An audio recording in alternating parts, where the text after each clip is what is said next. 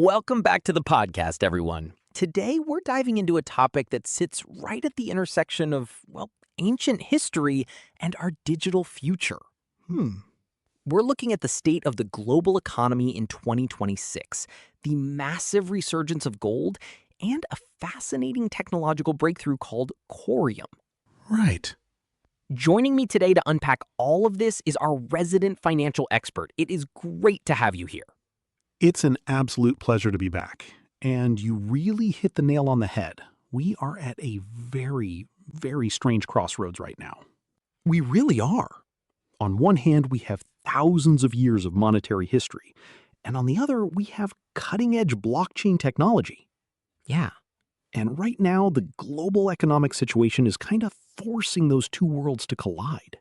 It really is. Let's start by setting the stage with the macro environment, because the numbers we're seeing this year are sobering. Very. I was reading the latest 2026 IMF World Economic Outlook, ominously titled Global Economy in the Shadow of War, and they are projecting global growth at just 3.1%. Wow. That is remarkably sluggish. Sluggish is almost a polite way to put it. We are looking at a system that is fundamentally exhausted. Yeah. When you look at the recent reports from the World Bank, they use the phrase intertwined crises. Right. What they mean is that we aren't just dealing with one localized problem. We have a massive global debt buildup, persistent fears about rising interest rates, and lingering inflation that just won't stay down. Exactly. For the last few decades, we've relied on a debt-based fiat system to paper over economic cracks. But that strategy has hit a wall. So, to use an analogy, if our traditional fiat economy is a bucket, that bucket currently has several leaks. Right. Inflation is draining purchasing power, and debt is making the handle too heavy to hold. That's a perfect way to visualize it. And when the bucket leaks, where do the people holding the most water, meaning the central banks, go? Where do they go? They go to solid ground. They go to gold. A lot of retail investors get caught up in the daily noise of the stock market or volatile cryptocurrencies. Yeah. But if you want the signal, watch what central banks do, not what they say. And the data on that is staggering. The World Gold Council reported that in 2025, central banks purchased a massive 863 tons of gold. Incredible. I was particularly struck by Poland. The National Bank of Poland alone added 102 tons last year. Wow. They are pushing to make gold 30% of their total reserves. Why Poland and why now? Poland is a great case study. They sit on a major geopolitical fault line in Europe, and they understand history. But it's not just them. Kazakhstan, China, Brazil, they are all buying. Right. They realize that fiat currencies are liabilities of governments, subject to political whims and inflation. Exactly. Gold, on the other hand, has no counterparty risk. It doesn't rely on a politician keeping a promise. Which perfectly echoes that famous 1912 quote from J.P. Morgan. Gold is money. Everything else is credit. That's it. It's amazing how a quote from over a century ago feels like it could have been written this morning. Exactly. J.P. Morgan understood that credit is a claim on wealth, but gold is the wealth. Right. In times of geopolitical uncertainty and inflation, you don't want a claim on wealth. You want the real thing. Exactly. However, holding physical gold in the 21st century comes with a massive logistical headache. Oh, yeah. It's heavy, it's expensive to store, it requires insurance, and you can't exactly email it to someone in Tokyo to settle an invoice. And that logistical headache is the perfect segue into the technological solution we want to discuss today, Quorium, and specifically their stablecoin, QGold. Right. From what I understand, Quorium is trying to solve the exact problem you just described. Exactly.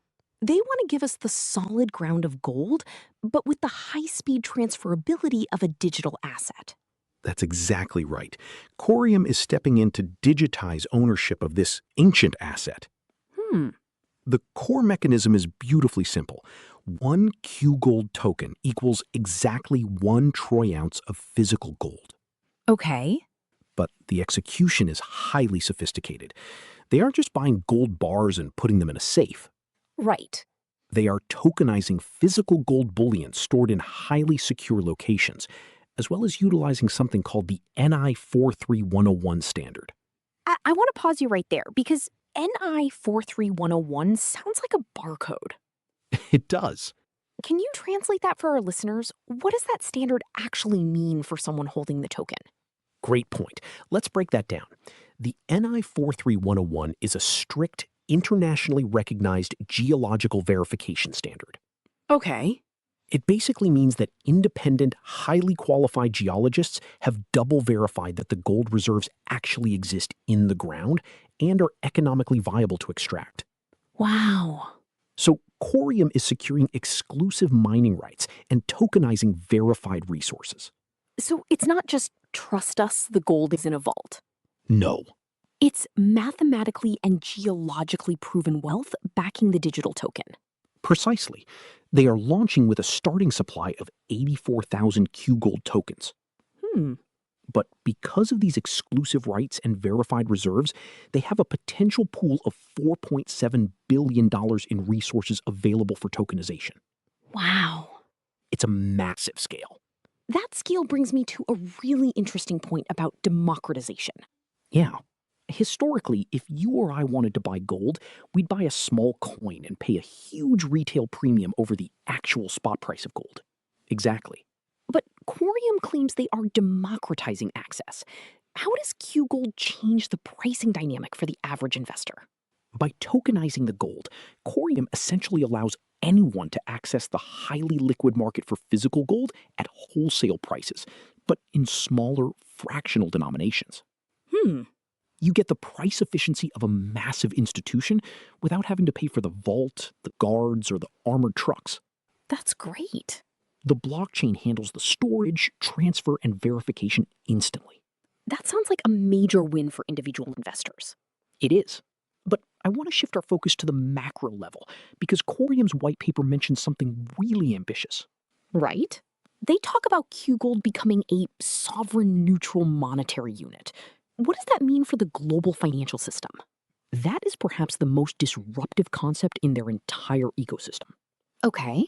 A sovereign neutral unit means it is not controlled by any single country. Right. The US dollar, the euro, the yen, these are all tied to the sovereign debt and political decisions of their respective nations. Yeah. If a country decides to print trillions of dollars, your purchasing power drops. So Q Gold acts as an anchor that ignores national borders and central bank money printers. Exactly. Imagine international trade.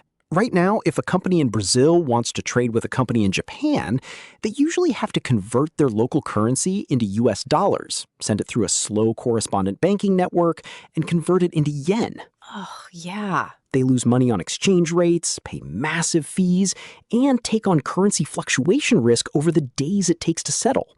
But with a sovereign neutral gold-backed token on a blockchain, The settlement is instant. wow. The Brazilian company sends Q Gold to the Japanese company. It settles in seconds. Amazing. There's no foreign exchange risk because gold is universally valued, and there is no reliance on a third-party nation's banking system. Right. It provides a new, stable, and feasible monetary basis for global trade. That makes me wonder about the traditional banks. Yeah. You would think legacy banks would be terrified of a technology that bypasses their correspondent networks. You would. But Quorium actually argues that banks will benefit from this. How do traditional banks fit into a Q Gold world?